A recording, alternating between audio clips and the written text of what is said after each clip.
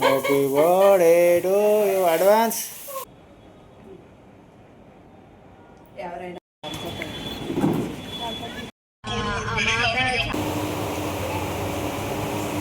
Hi అందరికీ.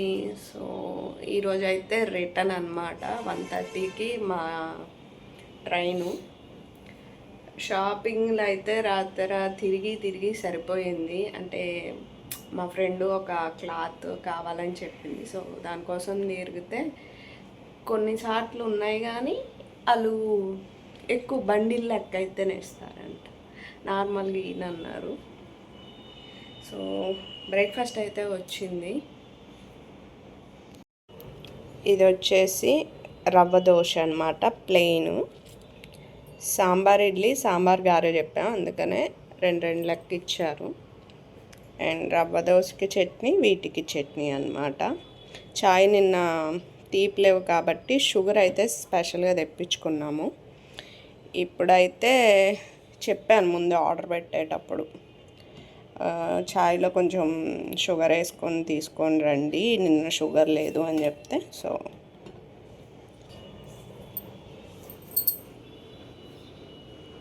బావా రవ్వ దోశ ఎలా ఉంది? బెజ్జాలుగా కాదు, టేస్ట్ ఎలా ఉంది? బాగుందా? ఓకే. ఇడ్లీ సాంబార్ అన్నమాట. నిన్న మా వారు తెప్పించుకున్నారు, ఇవాళ నేను.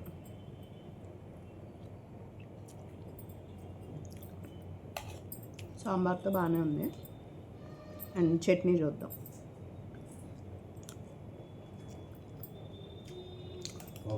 చట్నీతో కూడా బాగానే ఉంది. ఇది కొబ్బరి పుట్నాలుతో చేస్తారు. ఇది పల్లి లేయర్ మన సైడ్ లాగా అనుకుంటా.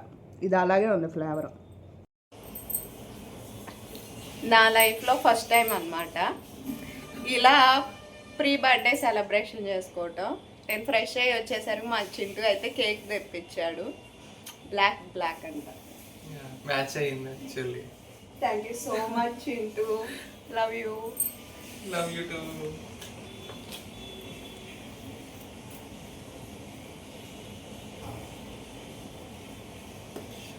అగ్గిపెట్టి ఆర్డర్ పెట్టాను.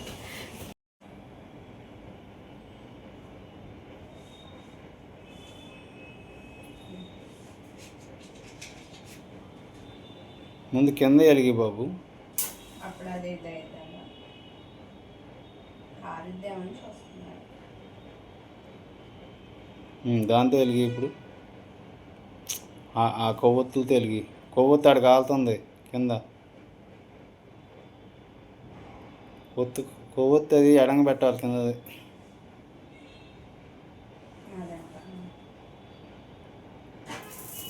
Happy birthday to you advance.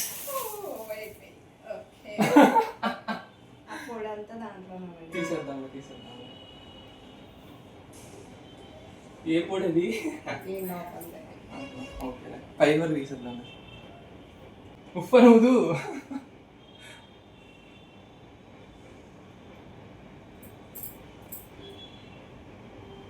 మళ్ళీ అత్తయ్య జాగ్రత్త, మ్యాజిక్ క్యాండిల్స్ అయ్యి వేరే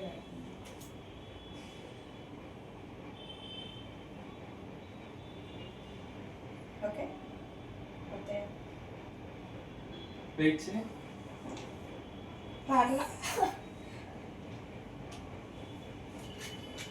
ఇటు సైడ్ కచ్చి. Happy birthday to me, happy birthday to me. Happy birthday advance.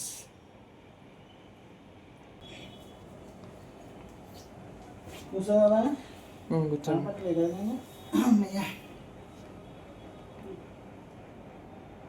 ఎవరైనా బర్త్డే కాలకు ముందు తింటారు. Happy birthday. ఎక్కువ తినబో. Thank you Chintu. నువ్వు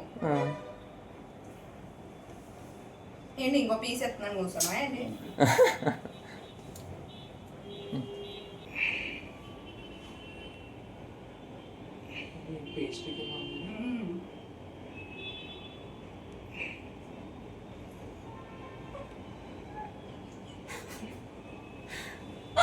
ఏ నథింగ్ రా.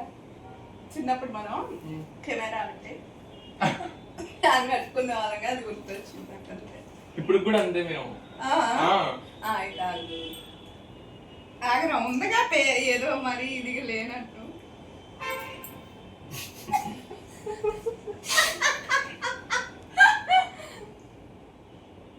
Okay short okay. మేమైతే షాపింగ్కి బయలుదేరామండి. ఇంకా మాకు 3 అవర్స్ దాకా టైం ఉంది అన్న ఉద్దేశంతో 1:30 కదా, సో 10 ఆ టైంకి అయితే బయలుదేరాము. కొంచెం టెక్స్టైల్స్కి వెళ్ళి మేము తీసుకోవటానికి సరిపోతుందని మెయిన్గా మా ఫ్రెండ్ చెప్పింది అన్నాను కదా, ఆ మెటీరియలే మా సెర్చింగ్కి మెయిన్ రీజన్ అనమాట. సో ఇక వెళ్తూ ఉంటే ఈ బ్రదర్ ఎక్కించుకునేటప్పుడు బాగానే ఎక్కించుకున్నారు, కానీ ఇక మాకు ట్రాఫిక్ అయితే ఫుల్గా ఉంది. మనకి అక్కడ 20 రూపీస్ తీసుకుంటారండి మినిమం ఛార్జ్ లెక్క పర్సన్కి వచ్చేసి. కొంతమందిది భాష తెలియకపోతే ఎక్కువ అడుగుతున్నారు, సో మీరు జాగ్రత్తగా ఉండండి, ఇది మాత్రం క్లియర్గా చెప్పాలనుకుంటున్నాను. అండ్ తర్వాత ఇంకొకటి, మీరు ఓలా ఇవి ఉంటాయి బుక్ చేసుకోవడానికి ట్రై చేసినప్పుడు పేమెంట్ కూడా మీకు చూపిస్తుంది, కాబట్టి ఆ పేమెంట్ ద్వారా కూడా మీకు తెలుస్తుంది ఎంత మాట్లాడుకోవచ్చు ఏంటి అనేసి.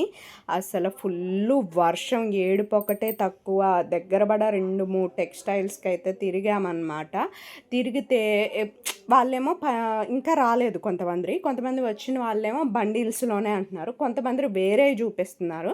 సో ఇట్లా కాదు, మళ్ళీ టెన్షన్ అవుతుంది అని మేము రిటర్న్ అయిపోయామన్నమాట. రిటర్న్ అయిన తర్వాత ఆ హోటల్ కిందే వీళ్ళ యొక్క ఫుడ్ స్టాల్ లెక్క ఉంటుంది, సో అక్కడే మేమైతే ఫుడ్ తీసుకున్నామండి. ఫుడ్ ఏమీ లేదు, చపాతీలు అవి కర్రీ అవైతే తీసుకున్నాం అనమాట. మేము 2 డేస్ బట్టి తింటున్నాం కాబట్టి కొంచెం అక్కడ ఎలా ఉంటుంది ఏంటి ఫుడ్ ఐడియా ఉంది కదా, సో ఆ రీజన్తో మేమైతే ఫుడ్ తీసేసుకున్నాము.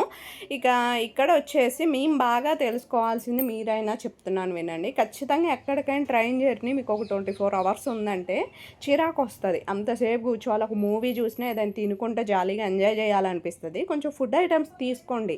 మీరు ట్రైన్లో తీసుకుందాం అనుకుంటే అక్కడికి వెళ్ళాక మీరు తీసుకోలేరు, సో అందుకోసం అనేసి కొన్ని ఫుడ్ ఐటమ్స్ అయితే తీసుకొని బయలుదేరండి, మీకు అది చాలా బెనిఫిట్ అవుతుంది అన్నమాట. మేము కూడా తీసుకున్నాము కొన్ని అయితే. ఇంకా అనిపించింది ఇంకా బయట అయితే ఇంకొంచెం కాస్ట్ వైజ్గా ఇంకా 2 ఐటమ్స్ తీసుకునేటోళ్ళం అనేసి. సో ఇవి మిస్టేక్ పదే చేస్తున్నాను నేను. ఈసారి ఖచ్చితంగా దీన్నైతే మార్చాలి. ఎక్కడికైనా మన జర్నీ ఎక్కువ అన్నప్పుడు కొన్ని ఫుడ్ ఐటమ్స్ తీసుకొని వెళ్తే మనకి కొంచెం టైం పాస్ అవుతుంది.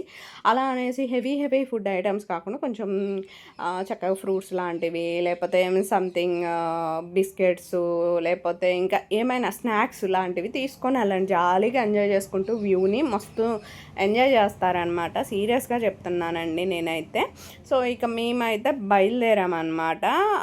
ట్రైన్ వచ్చేసింది, బయలుదేరాం. ఎందుకంటే ట్రైన్ జర్నీ మొన్న మీకు వచ్చేటప్పుడు చూపించాను కాబట్టి ఎక్కువగా నేను దాని మీద ఫోకస్ చేయలేదు, ఇవి చూపించాలని. ఈ ట్రైన్ వే ఎలా ఉంటుందంటే మాకు ఇది కాకినాడక వెళ్తుంది, హైదరాబాదు, పూణే, తర్వాత ఇంకా సమ్ ప్లేసెస్ బెంగళూరు, ఇలా ఏదో సంథింగ్ క్రాస్ చేసుకుంటూ అలా వెళ్తుందంట. సో ఇవన్నీ ప్లేసెస్ మేము తిరుక్కుంటూ అయితే విజయవాడలో దిగామండి. విజయవాడ వచ్చేసి మాకు ఈసారి దిగే స్టేషన్ అనమాట. ఖమ్మం సైడ్ నుంచి ట్రైన్ అయితే లేదు, సో అందుకోసం అనేసి విజయవాడలో దిగాము. చింటూ ఇక నేను ముచ్చట్లు అయితే ఎక్కడున్నా ఇద్దరం చాలా మాట్లాడతామండి, ఫోన్ చేసుకున్నా లేకపోతే కనుక ఇలా. ఎందుకంటే నాకు అనిపించేస్తుంది వీడు ఇంకొన్ని ఇయర్సే కదా మనతో కరెక్ట్గా మాట్లాడేది, తర్వాత జాబ్ పర్పస్ వీడు బిజీ అయిపోతాడు, మన పిల్లల విషయంలో మనం బిజీ అయిపోతాము. టైం స్పెండ్ చేయాలి అంటే ఇది కరెక్ట్ టైం అనిపిస్తుంది. పిల్లలు బీటెక్ ఆ టైంలో అయితే కొంచెం వాళ్ళ పర్సనల్గా వాళ్ళు ఏమైనా ఇబ్బంది ఫేస్ చేసినా మనం షేర్ చేసుకుంటూ ఉంటారు, మనకి అటాచ్మెంట్లు పెరుగుతూ ఉంటాయి. సో వాళ్ళకి జాబ్ వచ్చేంత వరకు ఉన్న, స్టడీ నుంచి జాబ్ వరకు ఉన్న మధ్యలో పీరియడ్ మొత్తం మనం యూజ్ చేసుకొని బాండింగ్ ఇంకా స్ట్రాంగ్ చేసుకోవటానికి హెల్ప్ అవుతుందని నా పర్సనల్ ఫీలింగ్ అనమాట. ఇప్పుడు నేను అమ్ముతో అయినా చింటూతో అయినా మ్యాక్సిమం కనెక్ట్ ఎక్కువ పెట్టుకోవాలనే చూస్తానండి. ఎందుకంటే రిలేషన్ ఇంపార్టెంట్ అమౌంట్ ఎంత అన్న దానికంటే సో వాళ్ళకున్న కష్టాన్ని షేర్ చేసుకోవటానికి మెయిన్ మనమంటూ ఒకళ్ళు ఉన్న ఫీలింగ్ వాళ్ళకి తీసుకురావాలని నేను ఫీల్ అవుతాను. ఇంకా చెప్పాలంటే చింటూకు ఫోన్ చేస్తే నా కష్టాలు ఎక్కువ వాడికి చెప్పటం అయింది, వాడి కంటే కూడా. సో ఇలా కామెంట్ చేశారు, ఇలా అన్నారు, అలా అన్నారు అనుకుంటూ. నిజంగా నాకు అనిపించింది మా చిన్నన్న ప్లేసు వాడు తీసుకున్నాడేమో మేబీ. అంటే మా అన్నయ్య ఉంటే నేను షేర్ చేసుకునేదాన్ని అట్లా మా అన్నయ్య ప్లేస్ వాడు తీసుకొని వాడు ఆ బాధ్యతలు వినుకుంటూ నాకు సలహాలు ఇస్తూ నాకు సపోర్ట్గా ఉంటాడేమో అనిపిస్తూ ఉంటుంది అనమాట చాలాసార్లు. నిజం చెప్పాలంటే మా జ్యోతోదన్తో కంటే కూడా నేను వీడితోనే ఎక్కువ కాంటాక్ట్లో ఉంటాను.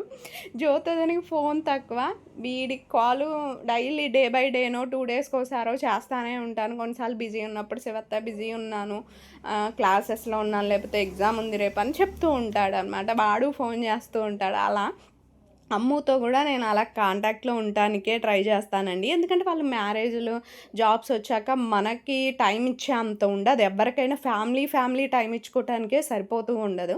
సో అందుకనే వీలైనంత బాగా మాట్లాడేసుకోవాలి కదా. సో అందుకోసమనే సార్. ఇక ఇక్కడ వచ్చేసి సుడిగుండాలు కనిపిస్తున్నాయి మీకు. నాకైతే క్లియర్గా సుడిగుండాలు కనిపిస్తున్నాయి అక్కడక్కడ. మా చింటూ ఏమో అది సుడిగుండం ఏం కాదు శివత్త అంటున్నాడు, కానీ ఇది అసలు ఇంత దగ్గరగా చూస్తుంటే నాకైతే వాటర్ అంటే చాలా భయం అండి.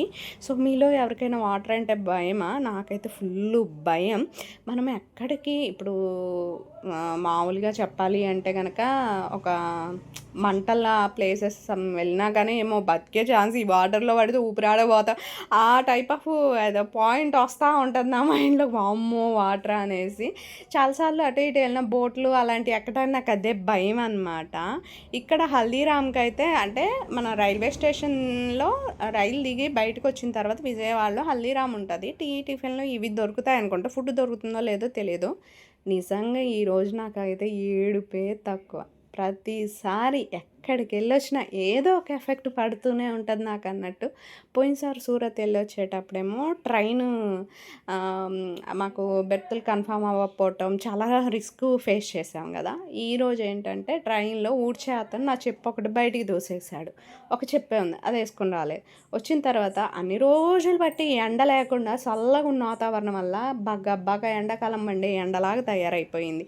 ఇక నేను దాదాపు ఒక 1/2 కిలోమీటర్ నడిచానండి రైల్వే స్టేషన్ దగ్గర నుంచి ఫుడ్ కోసం అనేసి. అసలు ఏడుపు ఒకటే తక్కువ. ఇక చింటూ అయితే గూగుల్లో చూసి శివత్త ఇట్లా కాదు చెప్పులు కొనుక్కున్నాక ఏదైనా అనేసి, అప్పుడు దగ్గరలో డిమార్ట్ ఉంది వెళ్దాము, ఒక 1 కిలోమీటర్ అలా ఉంటుంది అంటే, నాయన నా కాళ్ళు ఆల్రెడీ అయిపోయినాయిరా. పాపం వాడిస్తానన్నాడు, మా వారిస్తానన్నారు చెప్పులు. నేనే ఏడుస్తున్నాను, పాపం వాళ్ళు మనుషులు గారా నా లెక్కే అనేసి నేను తీసుకోలే. ఇక వెళ్ళిన తర్వాత చెప్పులు అయితే ఫస్ట్ తీసుకున్నాం అనమాట. ఇదిగో చూడు శివత్త, ఇవి చూడు అవి చూడు అని మా చుట్టూ చక్కగా చూపిస్తున్నాడు. నేనైతే వేసుకొని చూసి ఒక జత అయితే మంచివే తీసుకున్నాను, ఎందుకంటే పోయినవి కూడా మంచివే కదా, మళ్ళీ అయ్యో తీసుకుంటే మా వారు ఇప్పించేసరికి సరిపోద్దని నాకు తెలుసు కదా. సో అందుకోసం అనేసి మంచివే తీసుకున్నాను అనమాట. 299 అలా పడ్డాయి. క్వాలిటీ అయితే బాగానే అనిపించాయండి. నాకేమనిపించిందంటే చెప్పుల స్టాల్కి వెళ్ళే బదులు డీమార్ట్లో మాత్రం ఖచ్చితంగా చెప్పులు షాపింగ్ చేయొచ్చు అనేసి.